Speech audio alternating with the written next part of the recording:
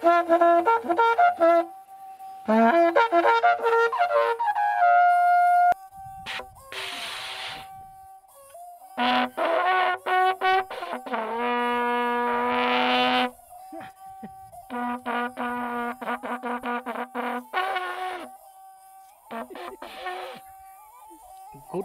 morning to all. Today I'll be showing how to make a trumpet. The trumpet called TINGKUN in Liangmai dialect. Here are the tools. I'll just want to witness us and how to arrange it and how to make it the pitch.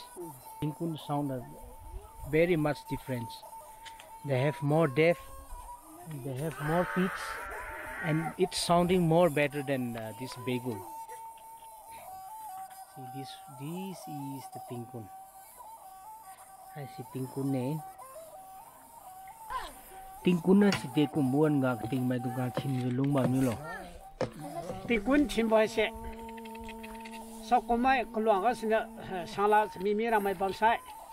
Si mi bo tinga kre hang ga wang ku TINGKUN no alio si mi to ram na ja. Pa me to ram na ja. TINGKUN no wi khnam phai ja ta ni we. Saga tinga di to TINGKUN ne thin da ti pe phin ja. Amandi e. Te ja pa ga lo ma tinga. Ma sa ti tinga. Isoy selo mai sura ga di mule ja ta nye kasno ai nyen klum tu wi na da sura nom tu wen ga si khat mule ni kasno lo me no wala sa de da sura lo me wen khat mule ni lo jo si wala tinga klo ga wala tinga ta di to a kha mai sa ting ano mai sa ting wen ga mule te ja po na je chim po jo kom di ha se te po na ma jo mo tinga po ra si di ham ra bo ta pe po le chim po ni po si ha si ye to ha ding ha de hai xin nhau marau hai nó bộ con kêu ra này khai bộ hai cá xin nhau đồn hao bát tinga theng sam nó đồn nào vậy pari cái đồn bi khana vậy pasiri cái đồn bi khana vậy tao tới tinga sumun đồn này bui đấy tao tới tinga suy mi đào ở đây là hai TINGKUN này chỉ tôm sao đào con liang có biết con liang có cái liang của hôm của chị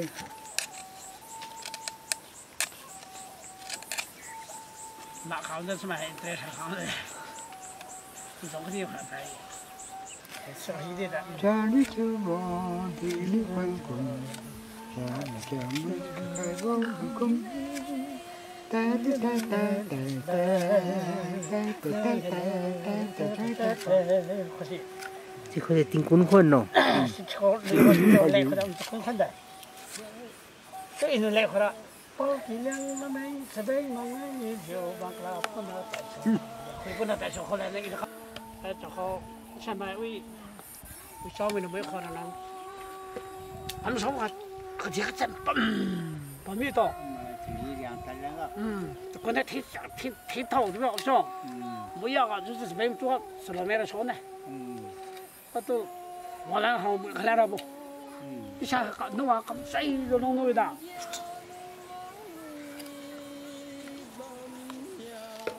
Hai xin yêu last có lùi bom mi đây chấm muốn ga khai rồi chấm muốn ra bữa sẽ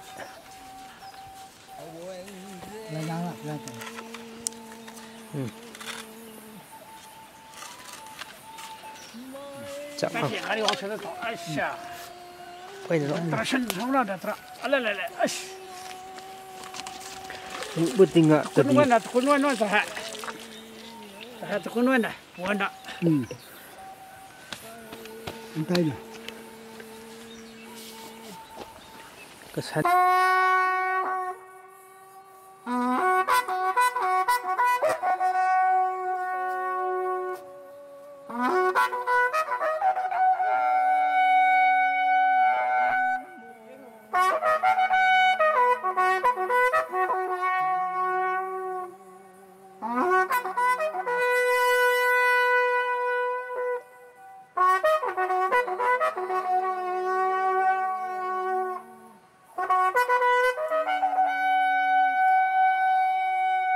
lưới mới đấy TINGKUN